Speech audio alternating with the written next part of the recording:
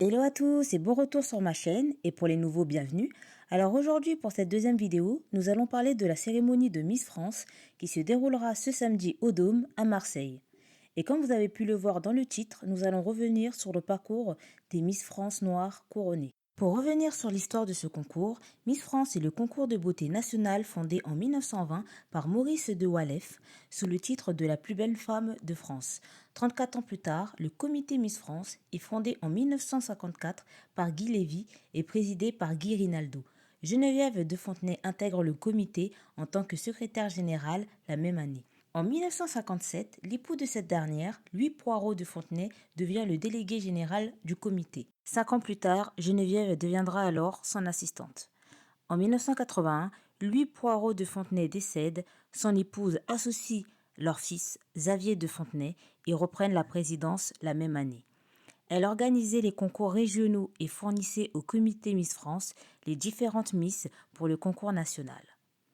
5 ans plus tard, le concours est diffusé à la télévision en 1986.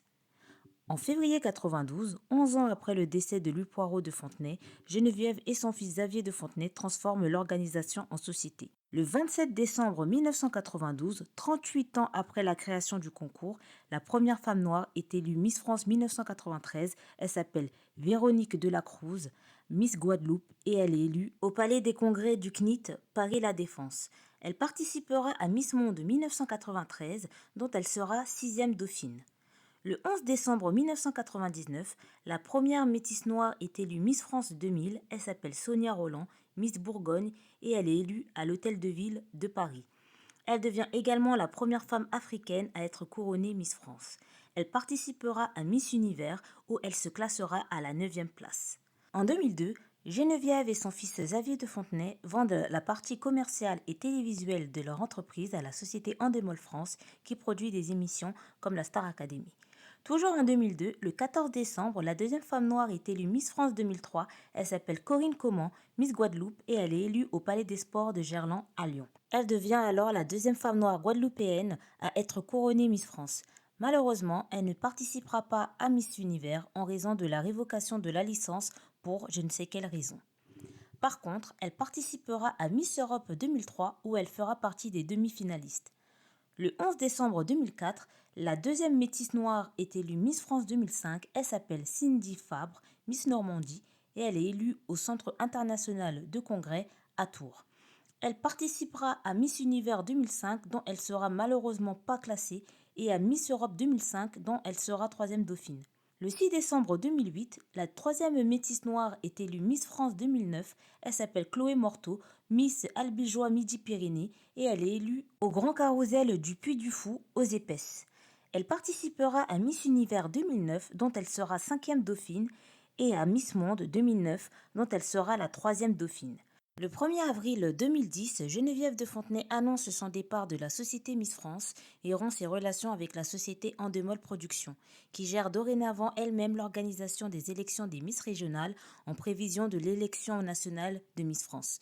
Elle sera directement remplacée par Sylvie Tellier, Miss France 2002, qui avait intégré la société Miss France en 2005 en tant que responsable des relations extérieures. Le 13 novembre 2013, Sylvie Tellier et Geneviève de Fontenay, présidente d'honneur du comité Miss Prestige national, créé par cette dernière en 2010, signent un accord de réconciliation qui décrète la cessation des procédures engagées contre chaque comité, le bon déroulement des deux concours, les dates des élections, Miss France en décembre et Miss Prestige national en janvier, et l'éloignement géographique des deux élections.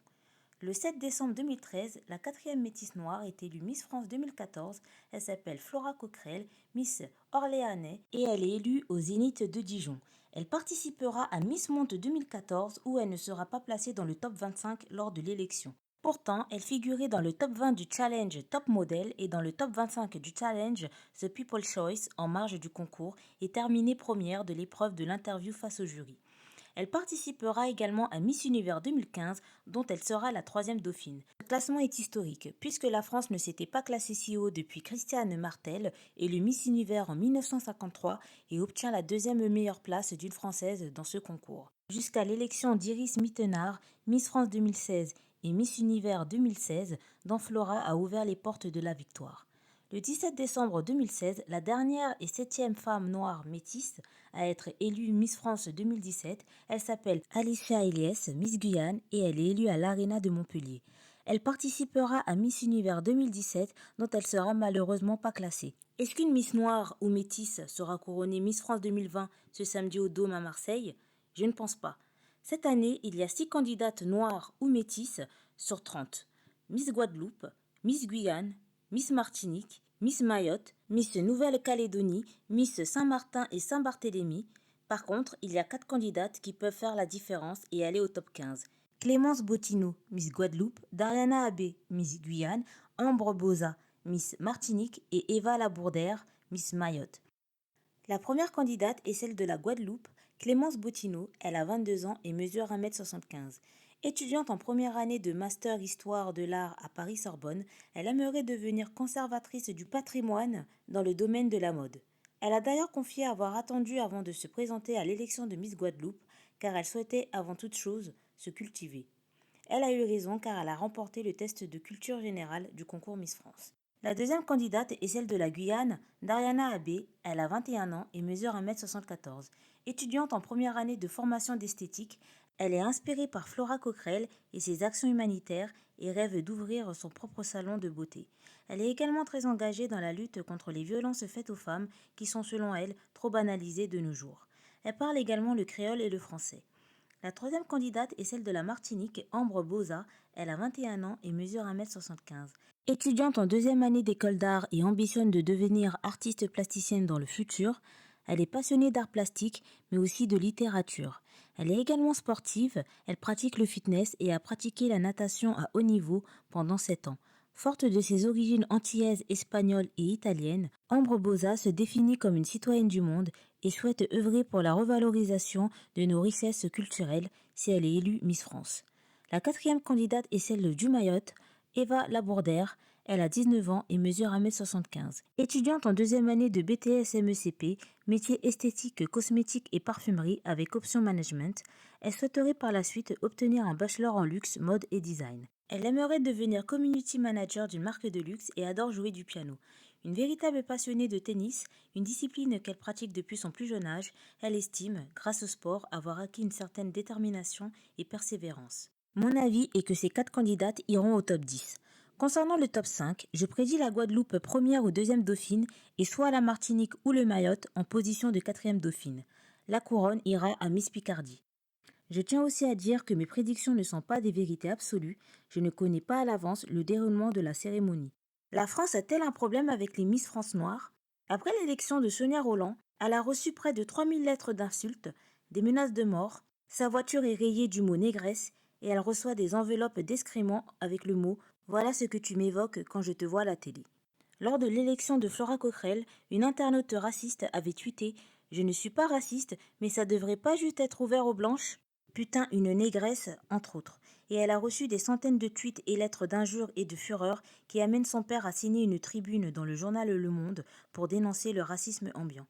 Je voudrais rajouter que ceci est un retour à l'envoyeur au comité Miss France, qui a priorisé l'élection des jeunes femmes métisses et claires en pensant que ça allait convenir à tout le public français et mettre les candidates qui sont plus foncées en dauphine. Les seules femmes noires qui ont été élues Miss France étaient Véronica Delacruz en 1993 et 10 ans plus tard Corinne Coman en 2003.